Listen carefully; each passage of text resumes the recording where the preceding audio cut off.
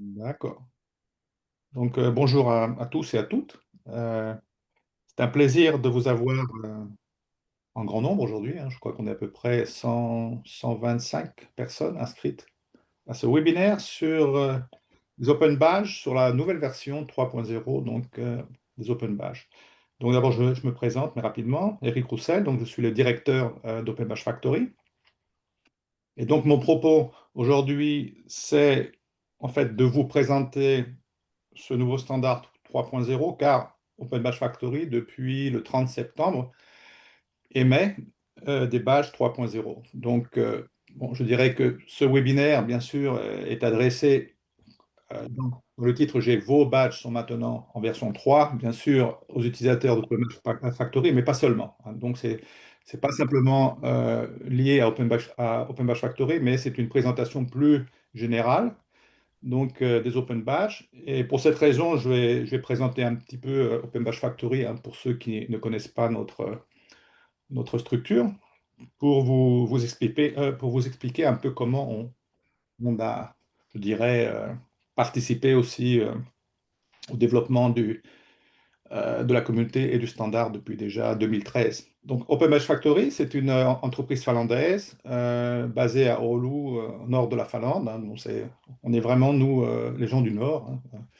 Et comment pour dire, mais on a beaucoup de clients en France, une grosse clientèle en France. On a des partenaires en France, et aussi au Canada, au Japon, en Argentine. Donc, je dirais que notre plateforme est largement utilisée dans beaucoup de pays, ce qui nous permet d'avoir aussi une vue intéressante sur ce qui se passe au niveau Open Bash dans différents contextes, hein, dans des contextes internationaux et puis dans différentes cultures.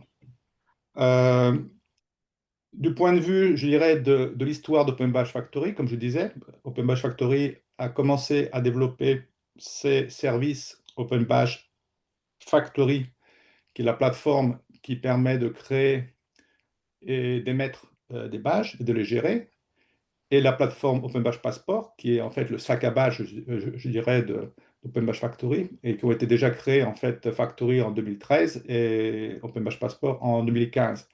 Ce qui nous donne une certaine perspective, je dirais, aussi sur l'évolution du standard. Donc, pour vous donner un petit historique, hein, c'est pas peut-être intéressant pour tout le monde, mais pour savoir en fait quel type de développement il y a eu sur le standard depuis 2012 à peu près.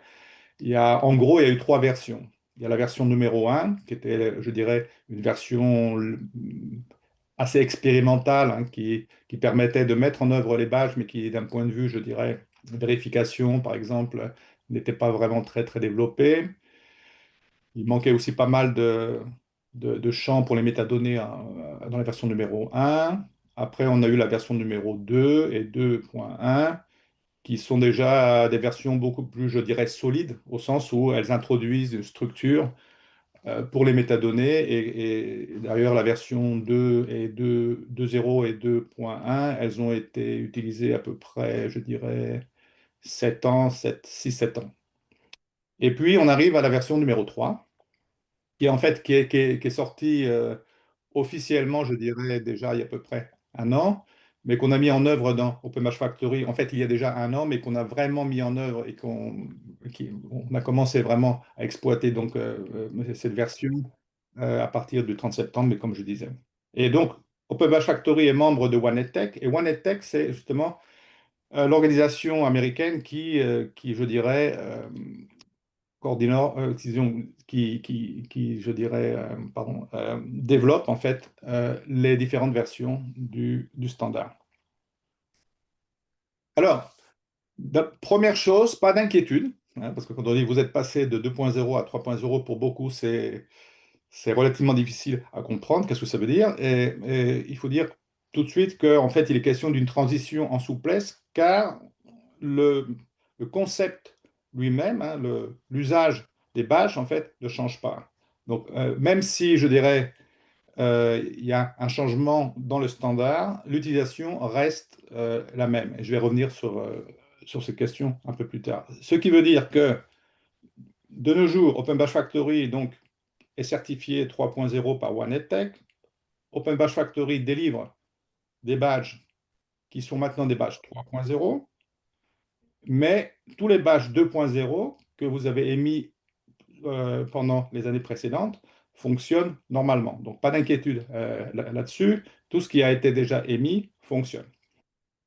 Ensuite, du côté OpenBash Passport, le passeport, lui, en fait, il est maintenant capable de recevoir et de traiter à la fois des badges 3.0, donc ces nouveaux badges, et les badges 2.0 aussi. Il est toujours possible d'importer dans OpenBash Passport des badges 2.0 qui seraient émis par Moodle ou par d'autres plateformes aussi. D'accord? Donc, pas de souci sur le côté utilisateur. Normalement, ouais, normalement, en fait, bon, cette transition s'est faite déjà et elle est en fait relativement invisible pour les utilisateurs. Relativement, parce que je vous expliquerai que pour les organisations émettrices de badge, on a quand même une plus-value, on a quelques fonctionnalités, disons, euh, qui ont été ajoutées aussi dans notre plateforme. Alors, euh, première chose, quelles sont les grosses améliorations euh, et, et la plus-value, en fait, apportée par ce nouveau standard. Bon, la première grosse amélioration est liée, en fait, je dirais, à la sécurité du badge, c'est-à-dire que les Open Badge 3.0 sont différents dans leur structure. Les Open Badge 2.0 étaient hébergés sur Open Badge Factory, donc sur notre serveur, hein, et, et la vérification se faisait à partir de ce qu'on appelle l'assertion qui était, elle, stockée, comme je disais, sur notre serveur. Bon, maintenant, avec 3.0, en fait, toutes les métadonnées sont maintenant dans le badge lui-même, et ce badge-là, il est signé. Il y a un système de signature qui fait qu'en fait, le badge est, je dirais, infalsifiable. Bon, vous allez me dire, bon, infalsifiable, est-ce que c'est... Il y a toujours une possibilité de falsifier. C'est très, très, très difficile, pratiquement impossible. Donc, ça veut dire que ça apporte déjà une crédibilité au badge, et ça, c'est une question qui revient depuis déjà certaines années. Quelle est la crédibilité du badge? Est-ce qu'on peut prendre des badges au sérieux? Est-ce qu'ils sont suffisamment vérifiables et, et sécurisés? Voilà. Alors, avec le standard 3.0, la réponse est définitivement oui. Et ce qui est aussi intéressant, c'est que ce badge 3.0, comme il n'a plus besoin d'une assertion qui est hébergée du côté de la plateforme, donc du côté OBF, il est en fait il est indépendant de la plateforme. Donc il peut être vérifié à l'extérieur de la plateforme dans des contextes différents. D'accord? Donc ça c'est déjà une grosse question qui, je dirais, répond aux besoins de clients, par exemple, euh, des universités qui ont pas mal mis l'accent sur cette question. Pour les gens qui ont utilisé les blockchains, je dirais que le badge 3.0, en fait, élimine le besoin donc d'utiliser des blockchains car il offre un niveau de vérification suffisant. En fait. Bon, maintenant, pour la portabilité, on a une portabilité qui est améliorée, et ce qui veut dire que, en fait, ces badges-là, ils ne sont plus, on n'a plus besoin donc de les recevoir dans des services liés à la plateforme, même le backpack, hein, par exemple, ou alors OpenMash Passport. Ils peuvent être reçus dans des services qu'on appelle portefeuille numérique sécurisé ou wallet, hein, Digital Identity Wallet. Et donc, ça permet à l'utilisateur vraiment de pouvoir mettre ses badges où il le souhaite. D'accord? Donc, ça, c'est l'idée du wallet. C'est-à-dire que vous pouvez avoir un wallet, deux wallets, 10 wallets si vous voulez. Le badge, à partir d'interfaces, je dirais, existantes entre ces services, devrait pouvoir passer en fait d'un service à un autre. Donc, il n'y a plus de connexion simplement à une solution. Bon, vous allez me dire, avec OpenBadge Passport aussi, il était possible hein, d'exporter son badge et de le mettre ailleurs. Bon, il y a aussi une troisième chose qui est très importante, c'est ce qu'on appelle les identifiants décentralisés ou DID.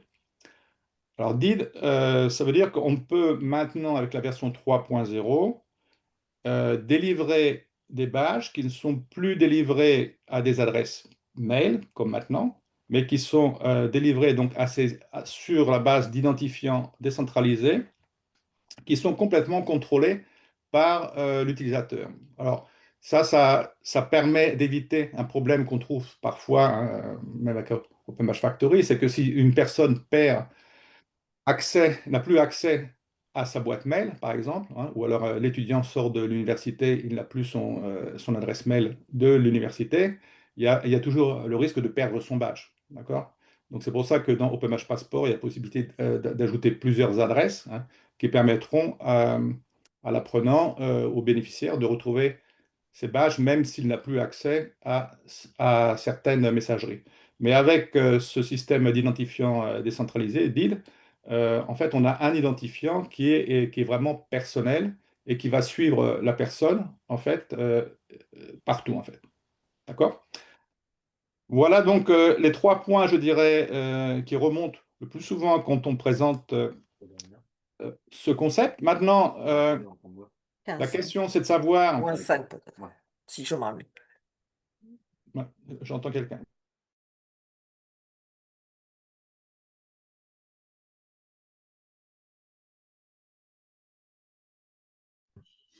Eric, tu as coupé ton micro.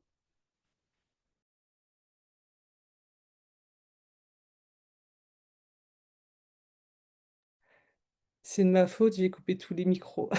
Ah, d'accord. C'est bon, c'est revenu. Ouais, parce que je n'avais pas touché. Non, non, c'est moi qui ai tout coupé. Ah, d'accord, pas de problème. Ça va? Vous C'est m'entendez? bon, c'est bon. D'accord. Alors bon, maintenant, donc, même s'il n'y a pas comment on peut dire, de différence dans l'architecture hein, du 2.0 et du 3.0, il y a quand même une terminologie qui est un peu différente et qui serait bon pour vous de connaître un peu, hein. Donc vous savez qu'avec les badges, les Open Badge 2.0, quand un badge était émis, on parle d'une insertion. Bon, ça, c'était la terminologie utilisée pour, pour les badges 2.0. Pour les badges 3.0, on va parler de Achievement Credential. Donc ça, c'est le badge envoyé à un bénéficiaire. Bon, ensuite, on parlait aussi dans OpenBadge Factory des moules de badges qui, en anglais, sont des badge class. Donc ça, c'est pour la version 2. Pour la version 3, on va parler de Achievement. D'accord? Pour le bénéficiaire, hein, on parlait du recipient, et maintenant on va parler de credential subject. Pour l'identifiant, bon, c'était l'adresse mail. Maintenant, on peut utiliser avec la version 3, on peut toujours utiliser l'adresse mail, et c'est ce qu'on fait toujours actuellement. Donc, on délivre des badges 3.0, mais pour l'instant, on n'utilise que l'adresse mail. Mais plus tard, on pourra utiliser le DID ou d'autres systèmes comment on peut dire, d'identité numérique. Pour le stockage, on parlait du passeport, de badge ou du backpack en anglais, d'accord? Et maintenant, du point de vue stockage, pour la version 3.0, on parle de portefeuille numérique, donc de wallet, mais on a toujours aussi la possibilité de parler du passeport, hein. OpenBadge Passport, c'est d'une certaine façon à la fois un backpack et un wallet, on pourra en discuter si vous voulez à la fin de la présentation.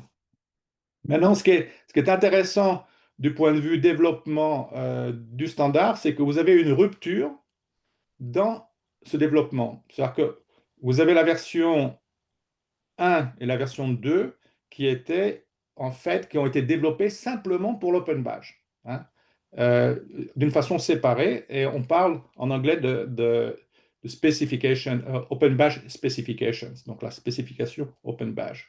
Mais maintenant, avec la version numéro 3, le standard, maintenant, en fait, se fonde sur un autre standard qui n'est pas un standard Open Badge à l'origine, mais qui est le standard Verifiable Credentials.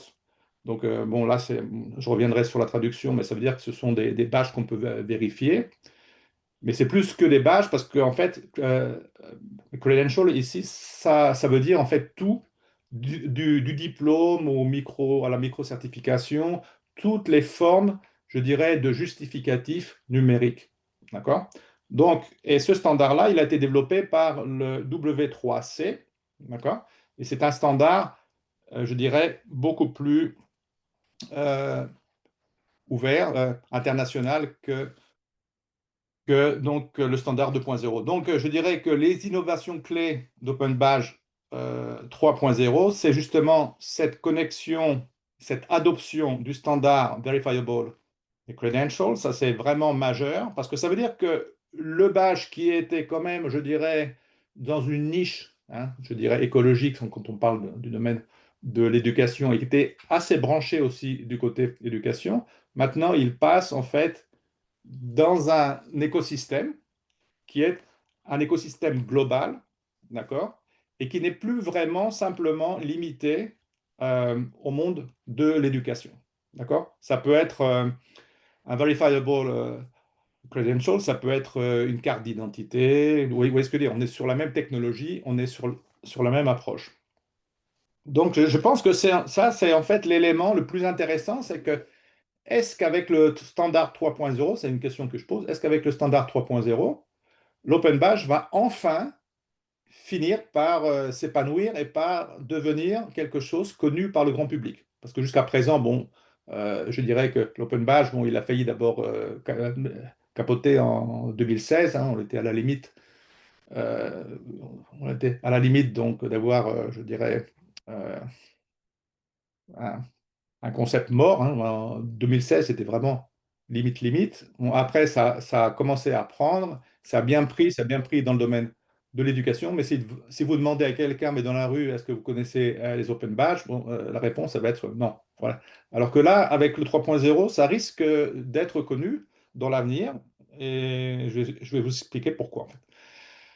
Alors, ce qui est intéressant maintenant, c'est qu'en fait, cet écosystème, euh, c'est en fait, il est lié à ce qu'on appellerait un framework, un cadre d'identité numérique. Donc, on a en fait toutes les étoiles dans le ciel qui semblent être maintenant, je dirais, dans une belle constellation, hein. Donc, je dirais qu'en fait, on a dans beaucoup de pays de gros projets dont l'objectif, c'est d'offrir aux citoyens ce qu'on appelle des portefeuilles d'identité numérique dans lesquels ils vont pouvoir stocker leurs preuves numériques, mais concernant donc différents contextes et domaines. Alors, si on regarde un peu ce qui se passe en Europe, on a dans l'UE, on a actuellement ce qu'on appelle en fait comment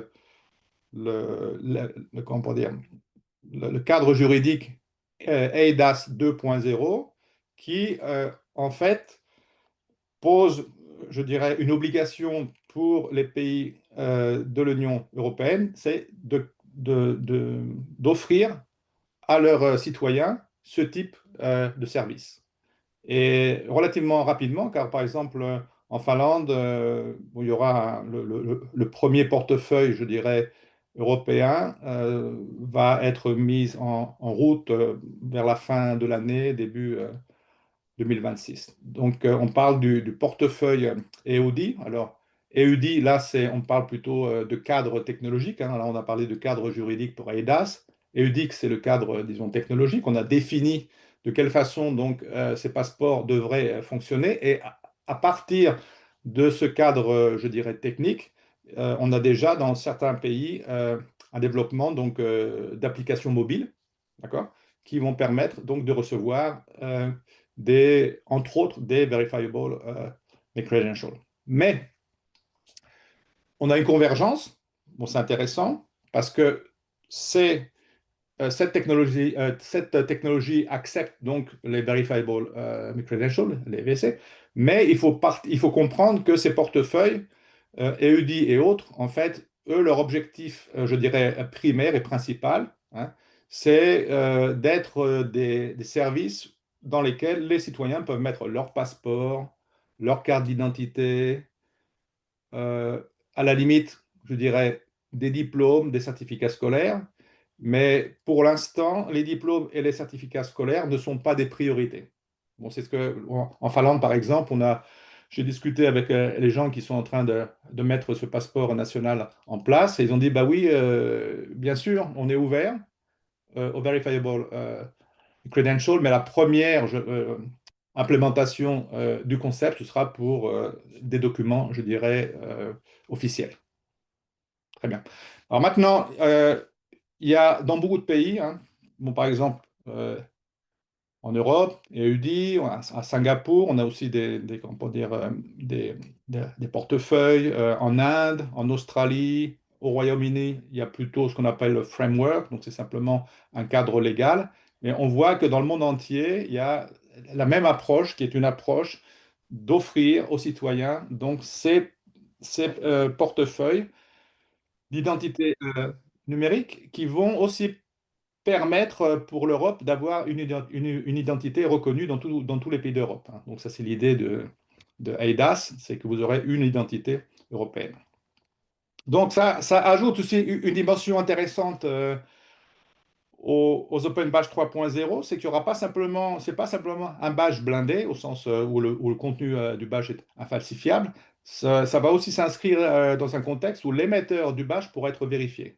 Il y aura une vérification de l'émetteur du badge et il y aura aussi une vérification du bénéficiaire du badge. Donc c'est toute la chaîne de vérification, c'est en fait les trois domaines, l'émetteur, le badge lui-même et le bénéficiaire. Ce qui devrait apporter, disons, un niveau de crédibilité beaucoup plus fort que ce qu'on avait jusqu'à présent. Alors, maintenant, de quelle façon ceci se traduit, en fait, hein, d'un point de vue pratique du côté Open Badge Factory? Alors, il y a dans le standard 3.0, il y a des champs optionnels, des champs supplémentaires qu'on appelle optionnels, qui permettent de placer les métadonnées dans un cadre, je dirais, mieux, plus lisible, en fait, hein, par la technologie. Et dans OpenBatch Factory, vous avez peut-être remarqué que bon, vous allez donc éditer un badge. Là, c'est ce que vous aviez avant. Donc ça, c'est l'éditeur du badge avec les champs ordinaires. Maintenant, si on va dans les contenus du badge, vous pouvez ajouter ce qu'on appelle le type de reconnaissance. Et l'administrateur peut lui-même sélectionner les termes, les mots qui seront utilisés par le créateur du badge. Et vous avez d'autres champs comme les crédits correspondants, le domaine d'études, un code qui peut être un code qui pourrait être le cours, hein, un numéro de cours, et d'autres champs. Alors maintenant, quand on clique et qu'on ouvre l'éditeur du badge, vous voyez que ces champs ont été ajoutés et vous pouvez donc définir le type de reconnaissance, engagement, les crédits, domaine d'études, donc c'est vie scolaire, développement par exemple. Ensuite, le code qui pourrait être un code lié à un cours sur Moodle ou n'importe, hein. Et la spécialisation qui, en fait, est associée à la qualification, mais qui est en fait un niveau supplémentaire. Donc, leadership étudiant et citoyenneté, par exemple, dans ce cas-là. Très bien. Donc, alors, donc du côté, voilà. Du côté Open Badge Factory, je souhaite insister sur le fait que ce n'est pas obligatoire. Donc, c'est l'administrateur qui, lui, va décider est-ce qu'il veut ou est-ce qu'elle veut donner ces champs supplémentaires à la disposition des créateurs de badges. Donc, il n'y a pas de panique, ce n'est pas obligatoire, on ne va pas, disons, mélanger tous les concepts, etc. Bon, mais on a déjà beaucoup de clients qui ont dit, ouais, bon, ça c'est super intéressant parce qu'on va pouvoir, en fait, ajouter, classifier, par exemple, nos badges à partir en fait du type de reconnaissance, par exemple. Vous voyez ce que je veux dire? Alors maintenant, si on va du côté OpenBadge Passport, on a la possibilité dans OpenBadge Passport d'utiliser donc ces types de reconnaissance, vous voyez, dans le badge. Donc vous voyez d'abord l'information est maintenant dans le badge, vous voyez l'engagement, etc. Et ensuite, vous pouvez, dans la galerie, rechercher donc des badges à partir du type de reconnaissance.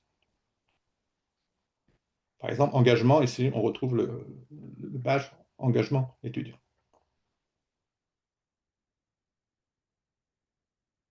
Voilà.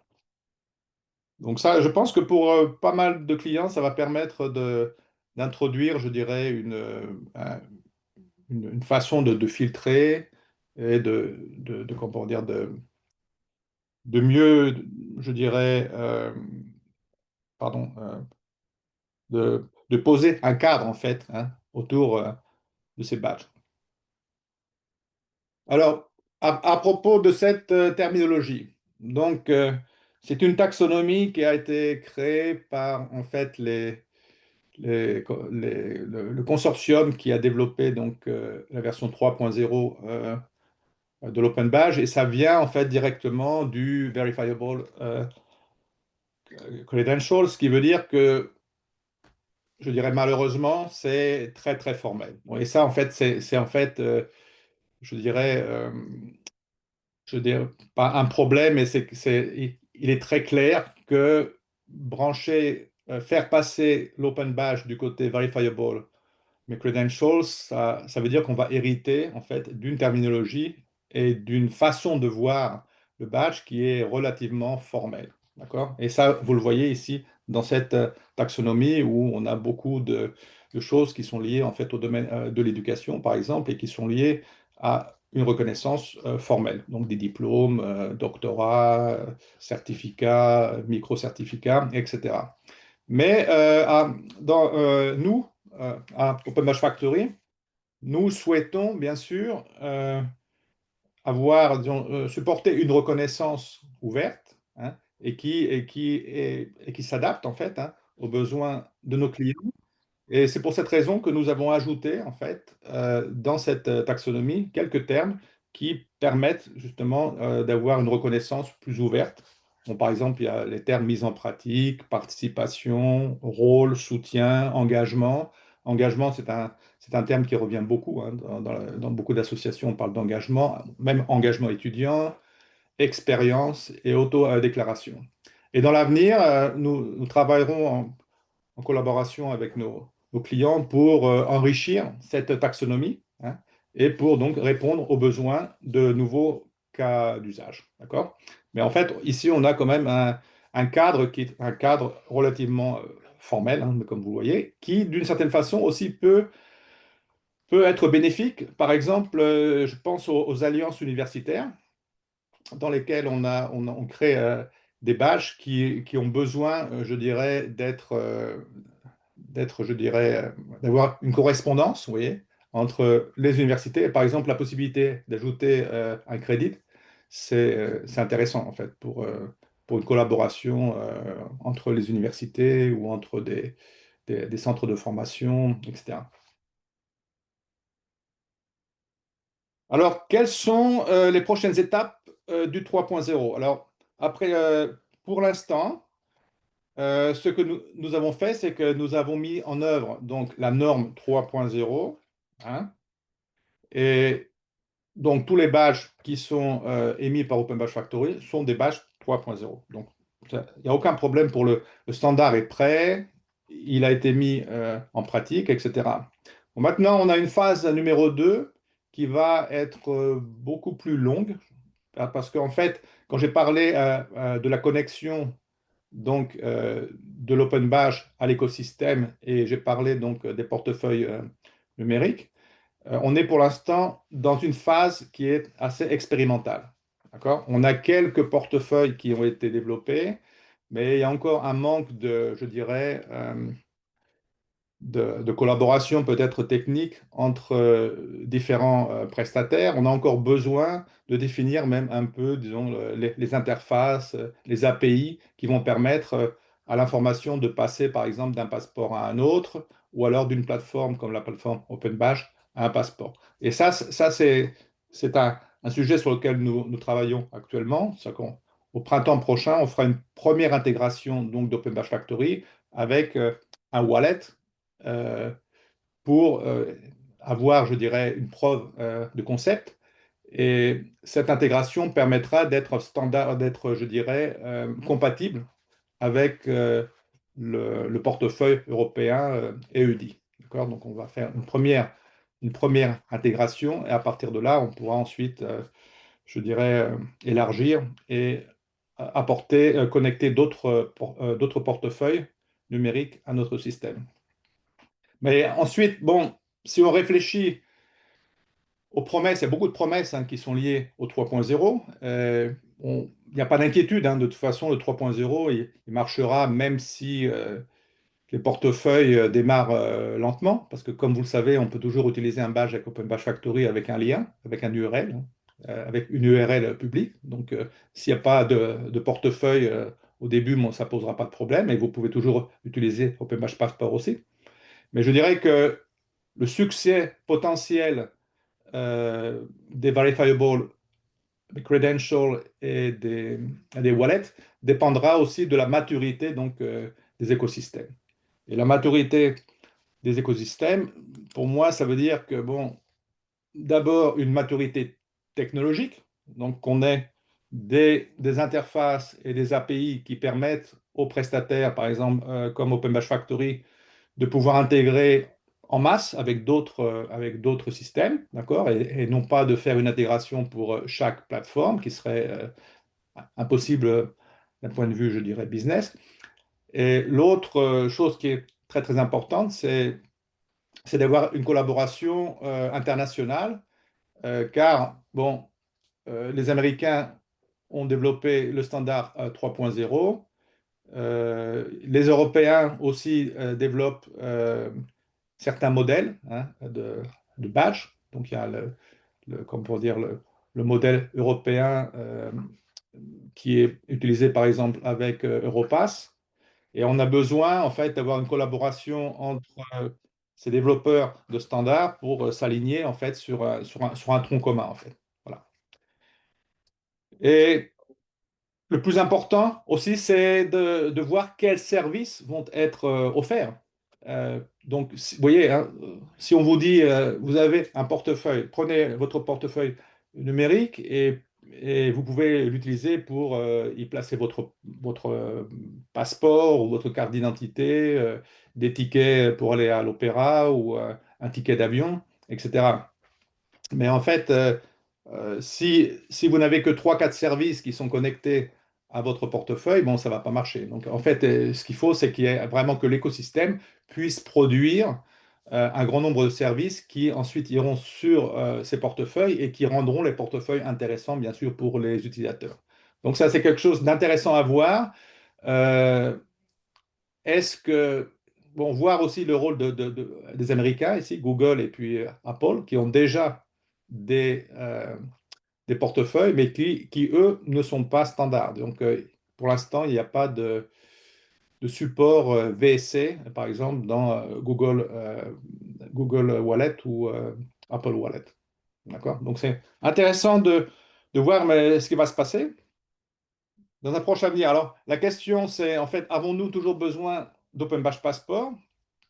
Et la réponse est oui. Parce que d'un côté, vous avez le portefeuille numérique qui, lui, en fait, bon, va vous permettre de tout simplement de stocker une preuve numérique, un certificat, un badge, etc., hein, dans un système qui va vous permettre de montrer à quelqu'un que vous avez reçu, bon, je dirais, une certification. Voilà, c'est tout, point à la ligne. Ces portefeuilles n'ont rien à voir avec l'éducation.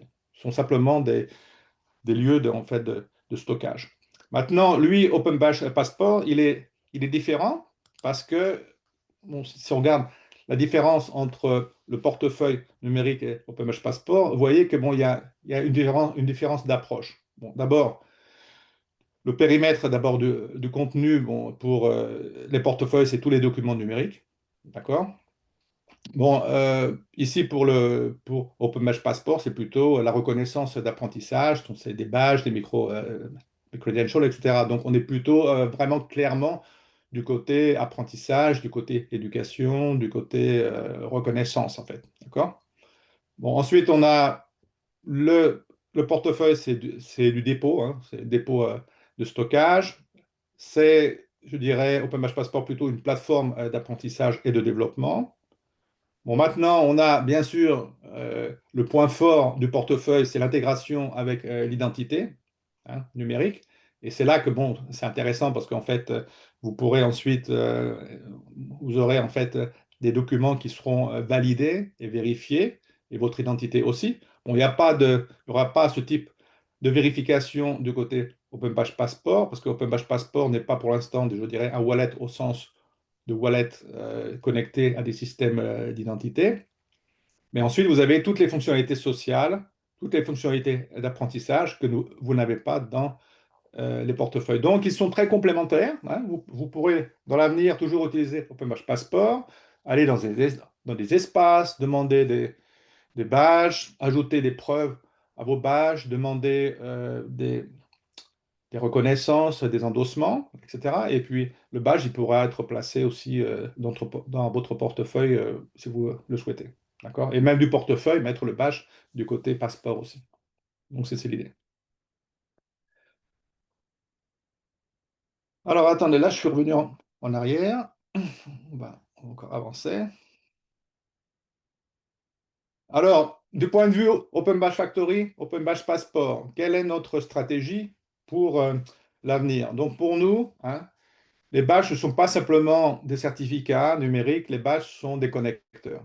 Les badges sont des moyens de communication. Les badges dépassent, les badges permettent la certification, bien sûr, il n'y a aucun problème, on n'est pas en opposition avec le certificat, mais le badge, c'est un moyen de communiquer et c'est un moyen de rendre visible. Donc, il va plus loin que le certificat. Et là, on parle ici donc d'usage.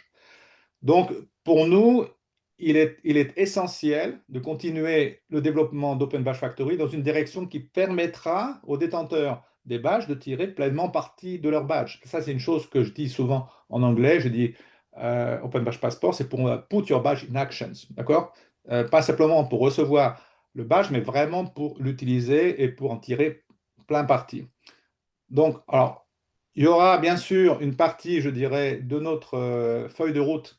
Dans notre feuille de route, nous avons bien sûr la question de l'intégration d'OBF et d'OBP avec les portefeuilles d'identité numérique, parce que nous souhaitons quand même être les pionniers, hein, comme, bon, nous sommes déjà depuis 10 ans, mais disons vraiment explorer donc ces nouvelles possibilités, parce que bon, je pense qu'il y a quand même une possibilité d'apporter une plus-value à à nos clients.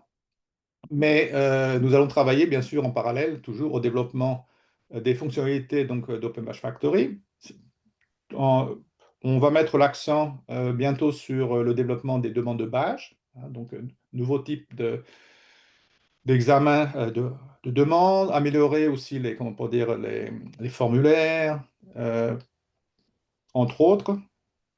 Et puis, améliorer aussi les fonctionnalités de partage des badges. Donc ça, c'est le côté, je dirais, le côté réseau qui est un côté, je dirais, euh, unique dans Open Badge Factory, hein. C'est que vous avez la possibilité de partager des badges avec d'autres structures. Et c'est très, très important, justement, dans le cadre de territoires apprenants, par exemple, ou alors de collaboration entre des universités. Et bien sûr, nous allons mettre l'accent aussi sur l'amélioration de l'expérience utilisateur et sur les questions d'accessibilité. Du côté passeport, on a actuellement un gros projet UX qui devrait, je dirais, rendre l'usage du passeport beaucoup plus simple et surtout permettre une navigation entre les espaces et le niveau, je dirais, principal du passeport qui serait logique et simple. Et ensuite, on va aussi améliorer donc, les fonctionnalités de l'espace, car il y a un intérêt actuellement sur les espaces qui est très fort, et on a déjà des cas d'usage, on a déjà des projets sur les espaces qui, en fait, nous donnent beaucoup d'informations et qui nous permettent d'aller un peu plus loin aussi dans le développement donc, des espaces. Voilà, très bien, et puis je vous remercie pour votre attention. J'espère que personne ne s'est endormi au cours de la présentation, parce que c'est toujours un peu, je dirais, abstrait, hein, parce qu'on parle de standards, c'est pas forcément palpable. Et donc, on passe aux questions. Oui. Alors, attends, je fais un copier-coller. Tac. Alors, résumé des questions, pas forcément dans l'ordre, hein. Euh, Bah, la dernière. Question si les badges, donc ils passent automatiquement en 3.0, ou est-ce qu'il y a des actions à réaliser pour passer d'un OB2 à un OB3? Non, mais en fait, les OB2 sont déjà, disons, ils ont été émis. Donc, ils sont, je dirais, on n'a pas besoin donc d'y toucher ni de les modifier. D'accord? Donc, c'est OB3, ça veut dire que tous les nouveaux badges émis seront OB3 automatiquement. Voilà. Donc, mais tout ça, ça se passe si on prend une allégorie un peu, disons, une comparaison avec le monde de la voiture, je dirais que bon, bah, tout ça, ça se passe sous le capot. D'un côté, on a le 2.0, c'est le moteur thermique, et 3.0, c'est le moteur électrique. D'accord? Dans les deux cas, on peut conduire. Bon, et puis sur ces comparaisons avec la voiture, je dirais que sur le 3.0, on a le moteur électrique, et on attend encore d'avoir suffisamment de bornes pour charger les voitures. Voilà. Donc ça, c'est les bornes pour charger les voitures, je dirais que ce serait justement le côté portefeuille, disons, qui est encore en développement. Alors aussi pour rassurer tous ceux qui ont des intégrations, avec l'API, est-ce qu'il y a un impact, avec le passage 3.0? J'ai Non, répondu que non, hein, c'était transparent, hein. non, mais par contre, l'API, donc on est passé à l'API version 1, V1, à l'API V2 qui est en maintenant en bêta, mais qui va être en version finale dans quelques semaines, hein. Donc on a pratiquement fini, hein. Et cette version V2, elle donne la possibilité aussi d'accéder à des champs, par exemple, à des champs qui sont liés au 3.0. D'accord? Donc il y a un peu plus de fonctionnalités en fait du côté de l'API qui permettent donc de traiter donc des badges 3.0. Mmh. OK, question sur, voilà, c'était pour Julien. Question sur les DID, parce qu'il y avait plusieurs questions. Comment ça se traduit concrètement, c'est sans adresse email? Est-ce que c'est accessible depuis OBF? Donc je dis que c'était un Ouais, identifiant sécurisé qui n'avait pas nécessairement une adresse mail, mais que c'était une ouais. évolution à terme. Oui, alors donc le DID, lui, c'est une réalisation technique qui est plutôt du côté, je dirais, prestataire portefeuille, d'accord? Donc ce sont des prestataires, je dirais, d'identité, plutôt que donc le DID, il est pas connecté à OpenBash Factory, c'est pas un service offert par OpenBash Factory. Donc disons qu'à l'extérieur d'OpenBash Factory, il y aura la possibilité, bon, soit dans des portefeuilles ou soit dans d'autres systèmes, d'obtenir un DID qui ressemble à une sorte de petite clé, en fait, hein. C'est une clé un peu comme une clé URL, hein, d'accord? Et donc, quand le bénéficiaire du badge demandera son badge, il va en fait, pour l'obtenir, il rentrera son DID dans un champ et qui ensuite placera le badge automatiquement sur son portefeuille. D'accord? Donc c'est un service qui sera proposé certainement par les prestataires de portefeuille, en fait. Il y a une question d'Alice qui est intéressante sur le fait. Alors, il y a des types de reconnaissance, achievement type. Est-ce on ne peut rattacher qu'à un seul achievement type? Effectivement, c'est le cas aujourd'hui. Oui, bah dans le standard, c'est en fait, il y a simplement un terme Mm. dans ce champ. Alors, bien sûr, il faut pas non plus, je dirais, considérer que le achievement type, donc le type de reconnaissance, soit la seule façon de classifier, je dirais, votre badge, hein. Vous pouvez toujours utiliser, il y a des mots-clés dans le badge, mais comme avant, hein, d'accord? Et vous pouvez aussi, disons, utiliser la page critère du badge. Donc, ce champ Achievement Badge, en fait, l'idée, c'est d'avoir une sorte de référence, je dirais, qui est vraiment liée au standard et qui est international. Vous voyez, donc, si vous mettez diplôme, ça veut dire que ce sera un diplôme, et ça pourrait être sur n'importe quelle recherche, on pourra trouver bon, le badge lié à un diplôme. Vous voyez, donc, c'est une idée de recherche, je dirais, globale, en fait, hein. Mm. Mm. En fait, le point d'Alice, c'était qu'un badge, il pouvait être lié à l'engagement, mais aussi de l'expérience. Ouais, Mais ça, c'est le standard, hein, 3.0 qui limite ouais. aussi ça. Mm. Ouais, dans le standard, il n'y a pas ouais, il y a qu'une possibilité pour l'instant. Et la dernière question, à moins que je sais pas, si je suis passée à côté, plus sur la fonctionnalité micro-portfolio, il y a une question de Liliana. Pourquoi micro? Quelle est leur taille?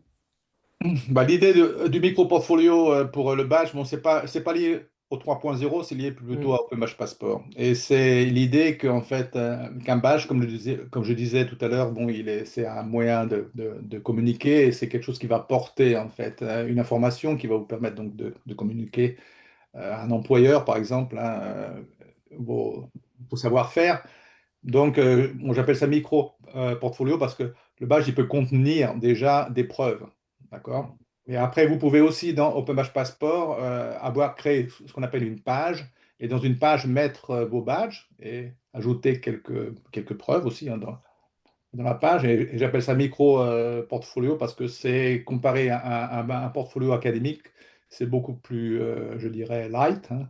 Et, euh, et c'est aussi plus, je dirais aussi, portfolio à géométrie variable parce que vous pouvez, en fait, selon le besoin, mettre dans une page les badges qui sont intéressants pour un employeur ou les badges qui sont intéressants pour vos partenaires ou pour vos collaborateurs, etc. Donc, c'est très facile avec Open Badge Passport et avec les Open Badge de justement d'avoir ces micro justificatifs ou ces badges qui sont utilisés quand vous en avez besoin et dans le contexte, selon les contextes. Pardon. Mm. Et il y a une dernière question d'Arnaud sur... Alors, est-ce qu'on peut décider d'utiliser ponctuellement finalement le type de reconnaissance? C'est pas obligatoire. Non, non, non, c'est pas obligatoire. Ouais. Non, c'est pas obligatoire. Et c'est ce que je disais au début de la présentation. Pour l'instant, dans OpenMatch Factory, d'ailleurs, c'est pas coché. Donc Mm.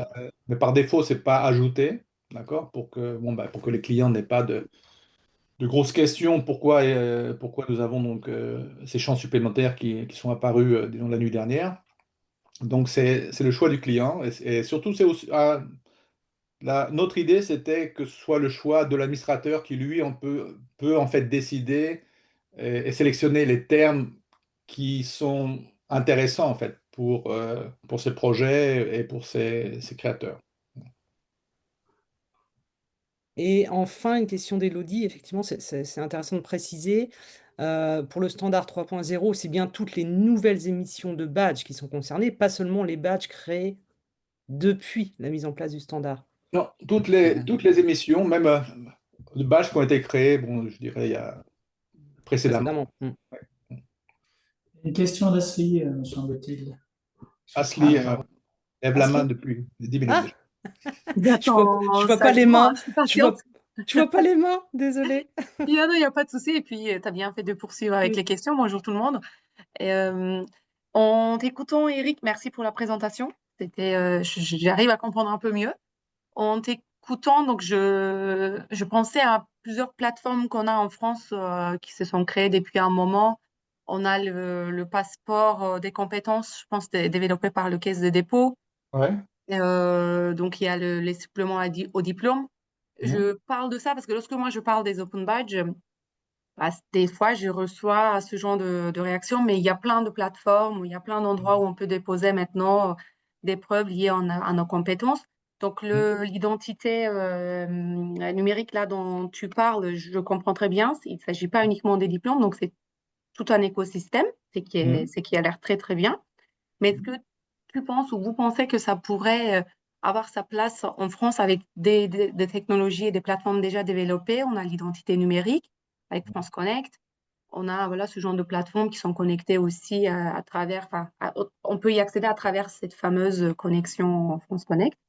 Mhm. Donc, vous pensez que ça peut prendre un jour et ça ne fait pas une énième technologie? Et je ne sais pas comment ça peut s'harmoniser tout ça. Donc, je vais peut-être un peu très loin dans Ouais. ma réflexion, Non, mais non, non, mais Les ouais. DID, tu veux dire, les DID. Non, non, enfin, les guides c'est et aussi, mais plutôt la portefeuille EUDI, je crois, Ah, le ouais, portefeuille d'identité numérique.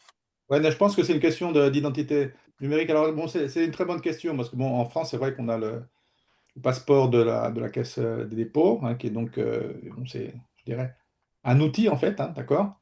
Et, euh, et on a donc, c'est France Connect, c'est ça, hein, pour l'identité. Alors, en fait, ce qui se passe actuellement au niveau de l'Union européenne, c'est que on va harmoniser, en fait. Parce que moi, je le vois déjà en Finlande, donc je peux vous donner un petit exemple de ce qui se passe en Finlande. Donc, par exemple, pour la vérification de l'identité de ce fameux portefeuille EUDI, hein, donc qui est le standard en fait européen, hein.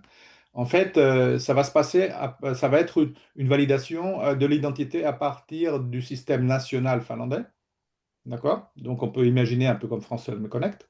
Mais ça, en fait, mais ce qui va se passer, c'est que ce système d'identité nationale finlandais, lui, il est connecté au système de l'Union européenne. D'accord? Alors, donc, ce qu'ils sont en train de faire, c'est en fait de connecter ces systèmes d'identité nationaux à un système, en fait, européen. Voilà. Et ce qui vous permettra, bon, alors vous serez toujours en France, mais certainement avec France Connect ou en Finlande avec Mescona, etc. Mais ce qui permettra d'être reconnu, d'avoir des documents numériques, mais reconnus dans toute la communauté, en fait. D'accord? Donc, il suffira de montrer votre wallet et dire, voilà, j'ai ça, et puis je suis française ou français, et ce sera mais reconnu en Italie ou dans d'autres pays. Alors maintenant, sur des systèmes comme le passeport de la Caisse des dépôts, bon, bien sûr, il y a beaucoup de systèmes existants qui ont été déjà développés avant EIDAS, donc avant cette politique, disons, européenne. Et on peut toujours dire, bon, ça va prendre du temps, hein, avant qu'on arrive disons, à harmoniser tout ça. Mais je pense qu'en fait, bon, ce que je vois actuellement en Finlande, c'est qu'il y a un système, ce sont des systèmes qui, en général, sont spécialisés dans certains domaines. Vous voyez ce que je veux dire? Bon, par exemple, on a un système en Finlande aussi simplement pour les diplômes. D'accord? Et en fait, ce système pour les diplômes, ils vont sûrement le garder. Parce qu'il y a une interface avec les universités, les diplômes arrivent directement dans ce système-là, mais ce n'est pas un système vraiment utilisable par l'apprenant lui-même. Donc, la différence avec le portefeuille, c'est que lui, l'apprenant, il est au centre. Il va pouvoir prendre son appli et dire, voilà, j'ai un diplôme, j'ai un badge, j'ai mon permis de conduire, etc. Alors que les systèmes de la Caisse des dépôts ou le système finlandais dont je vous parlais, ils sont très très contrôlés et je dirais très fermés. Et comment on dit, les critères pour pouvoir déposer même quelque chose dans ces systèmes-là sont très très très, je dirais, serrés, hein. Donc on ne peut pas rentrer n'importe quoi. Alors maintenant, la grande question, c'est que est-ce que dans ces portefeuilles, on pourra vraiment mettre des open badges? Alors, d'un point de vue politique, c'est intéressant parce que bon, si on compare à des services nationaux comme bon, le portefeuille de la Caisse des dépôts, etc., là, il y a une question de politique. Est-ce qu'on veut accepter les badges, oui ou non? D'accord? Mais dans le cadre de ces portefeuilles numériques, il n'y a plus ces questions-là. C'est-à-dire que on accepte par défaut tout ce qui est en fait VSC, donc Verifiable Credential, si c'est mis en place. Et donc, c'est plus une question de politique, mais c'est plutôt une question de développement technologique et une question de priorité. Par exemple, en Finlande, je sais très bien qu'ils vont lancer en 2026 leur portefeuille avec la possibilité de mettre le passeport, la carte d'identité et quelques documents bancaires, etc. Et on m'a dit tout de suite, bon, Eric, pour les open badges, ce serait super, mais ce ne sera pas tout de suite. Mais on m'a dit aussi que dans un réseau, hein, justement qui travaille en collaboration avec ce portefeuille, disons, national, on m'a dit, Eric, il faut commencer maintenant à intégrer parce qu'au bout d'un moment, on va leur mettre la pression. C'est-à-dire qu'au bout d'un moment, on va leur dire, hey, les open badges, ben, on peut les avoir déjà dans plusieurs portefeuilles. Pourquoi ils ne sont pas dans le portefeuille national? Vous voyez. Donc, c'est assez intéressant. Mais bon, ça va prendre un certain temps, mais je pense qu'il n'y a plus maintenant de refus, vous voyez, de l'open badge, que l'open badge, maintenant, je dirais que bon, il est dans la cour de récréation et joue avec les grands. Vous voyez ce que je veux dire? On est passé de l'école maternelle au collège, hein, si on pense à la reconnaissance et à la crédibilité, en fait, de l'open badge. Ok, on a une question de Lucille aussi. Je ne sais pas si Lucille, vous souhaitez la poser en direct, si vous êtes encore là. Oui, oui, Ouais, cool. je suis là. C'est vrai que vous avez parlé, donc les open badges aujourd'hui sont essentiellement utilisés dans un cadre d'apprentissage. dans le domaine de l'éducation, mais c'est vrai que vous avez également évoqué la possibilité peut-être d'étendre finalement leurs usages à quelque chose de plus global. Et je voulais savoir si vous aviez des exemples ou ce qu'on pourrait imaginer tout simplement demain. D'accord, très bien. J'ai un exemple, encore un exemple finlandais, bon, mais je pourrais en trouver dans d'autres pays aussi, hein, mais bon, j'ai un exemple qui est, par exemple, il y a une organisation, je dirais officielle finlandaise, qui est en train de faire passer leur... Ils ont une sorte de, je ne sais pas comment on appelle ça en France, une accréditation, une autorisation de travailler sur les chantiers. Donc, c'est sur la sécurité, c'est une carte sécurité de travail, d'accord? Qui veut dire que bon, bah, vous connaissez toutes les réglementations sur comment travailler sur un chantier, le casque, etc. Vous voyez. Et jusqu'à présent, ça a été une carte plastique, d'accord, qui est envoyée donc aux gens qui passent à une formation. Et chaque année, ils renvoyaient donc ces cartes, etc. Alors depuis déjà 3 4 ans, ils émettent un badge avec la carte, d'accord? Et là, en fait, ce qu'ils vont faire, ils vont remplacer la carte complètement avec un badge d'Open Badge Factory. Et alors pour eux, là, on a un intérêt. Parce que si vous travaillez sur un chantier et que vous avez ce type d'accréditation, là, vous pourrez la mettre sur le portefeuille. Ça va avoir un sens. C'est plus Open Badge Passport, ça n'a vraiment pas de sens pour ça, hein, parce que ça n'a rien à voir avec l'éducation. Mais par contre, sur le portefeuille, oui. Parce que là, vous pourriez avoir bon, votre permis de conduire et votre permis de rentrer sur le chantier, par exemple. C'est une chose. Alors, donc ça peut être intéressant. Au début, ça va pas être très, très intéressant pour tout ce qui est lié en fait à l'éducation, hein, parce qu'on a déjà, comme vous le disiez, des systèmes où on peut mettre les diplômes, etc., hein. Mais je pense que par exemple, j'ai d'autres clients qui émettent des badges, par exemple, sur le développement durable lié au tourisme, hein. Et c'est pareil, ce sont des gens du tourisme il n'est pas question de formation universitaire ou de formation professionnelle, d'accord? C'est simplement des formations, je dirais, dans leur domaine et qui sont, à mon avis, ces gens-là, ils ne seront pas attirés par Open Badge Passport et ils pourraient mettre leur badge quand même dans un portefeuille. Oui. Mais bien sûr, moi, je mets l'accent sur le fait qu'attention, il ne faut pas simplement réduire le badge au certificat et penser que le portefeuille, bon, parce que vous pouvez mettre vos patates dans un sac, que ça va arranger quelque chose. Ça va être intéressant au sens où le badge il va apparaître comme quelque chose qui est avec d'autres certificats. Donc, ça, bon, c'est intéressant. Et pour le mainstream, hein, pour justement communiquer pour l'avenir du badge, je pense que c'est mieux qu'il soit dans ce type d'écosystème qu'il reste dans un petit coin universitaire ou, je dirais, éducation. D'accord? Maintenant, il faut faire très attention parce que vous voyez que la terminologie, déjà, la taxonomie que je vous ai fait voir tout à l'heure, elle est très, très, très formelle. Donc, il ne faut pas oublier que, bon, jouer avec les grands, hein, il y a des risques aussi. Donc, il y a le risque que le badge, comme connecteur et comme moyen de communication, disparaisse, peut-être, hein, je ne sais pas. Donc, il va falloir rester riche sur les usages. Vous voyez ce que je veux dire? Mais d'un point de vue technologique, le 3.0, ça ne vous empêche pas d'utiliser le badge comme un connecteur, ça ne vous empêche pas d'utiliser le badge comme un moyen de communication. Donc, on n'est pas en contradiction, mais il y a le vent froid de la reconnaissance formelle qui souffle déjà depuis quelques années. Et je pense que maintenant, c'est un bon moment de replacer un peu, vous voyez, les badges dans l'échiquier et de garder une approche, je dirais, équilibrée entre une reconnaissance formelle et une reconnaissance plus ouverte. Donc, garder donc, les badges ouverts. Voilà. Merci.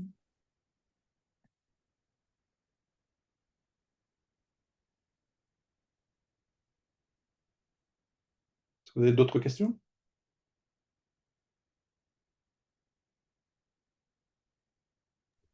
Le micro est coupé, Émilie. Amélie avait une question. Non. Bah, j'espère que ça, C'est s'il n'y a bon. pas d'autres questions, s'il y a pas d'autres questions, j'espère que ça vous a donné des éléments de l'information pour comprendre ce qui se passe en fait. Et je dirais, bon, nous, on est toujours, toujours, je dirais, on veut être en première ligne, hein. pour tout ce qui est standard, c'est important de ne pas rester à la traîne. Maintenant, comme je vous le disais, hein, je suis honnête, hein, je dirais que, bon, d'accord, on émet des batchs 3.0. Phase numéro 2, bon, ça va être intéressant de voir les intégrations avec les portefeuilles, mais tout n'est pas joué encore, hein. Donc, il faut voir ensuite comment tout ça, ça va s'articuler et puis voir en fait la plus-value pour les utilisateurs.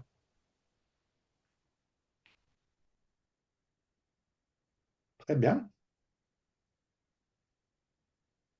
Oui, non, on a du CNED, mais on pourra revoir avec Elodie, parce que là, je vois pas bien les copies d'écran. Un résumé de Frédéric. Donc, pour résumer les évolutions en expérimentation actuellement, Standard Verifiable Credential de W3C qui pose les bases d'un cadre standardisé pour représenter les informations d'identification de manière Ouais, cryptographiquement sécurisée. graphique. Voilà. Oui, solution de portefeuille numérique au stade expérimental, oui, et DID, identifiant sécurité qui ne contient aucune donnée personnelle, pas même une adresse de courriel. Est-ce exact? Le DID, c'est pas vraiment ça. C'est en fait le DID, en fait, il est, je dirais, attendez que je trouve le mot. Il n'est pas connecté en fait à une adresse mail. Donc, mais ce qui veut dire il est indépendant en fait d'une messagerie ou d'un. Il ne contient pas de données personnelles, Ouais. non, en théorie. Mm. Ok.